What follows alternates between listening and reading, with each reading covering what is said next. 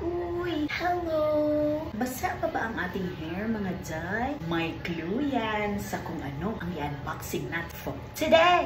Nasa Cebu po tayo at gusto mo yung sa Cebu na natin na pa-deliver accidentally ang ating i-unbox.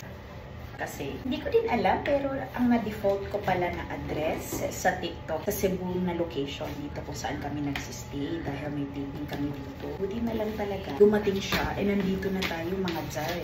So meant to be talaga ang package. Yung ganito po pinamigay ko na din kasi gusto ko mag-upgrade. Para naman huwag tayo mag-hoard ng mga gamit. Siyempre pinamigay natin. Ito siya. 2K plus lang to. Kung hindi natin afford ang Dyson, huwag natin ipilit. Doon tayo sa mas mura, pero heavy. Pero kung afford mong Dyson, why not? You do you.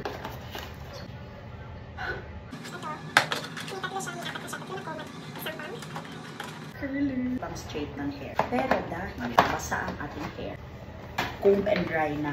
Yun yung gusto ko para madali sa oras mo. Hindi sayang. Yan siya. Pwede pang contour. Charot. Funny. Kasi may lock yan. And i-hold natin. Pag mainit, malakas siya. Let's twist again. You know. I'm going to help you.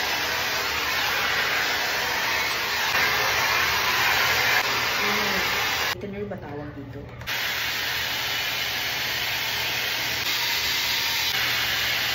I'm so happy with my purchase. Sana maging happy din kayo kapag nabili niyo siya sa Yellow Basket.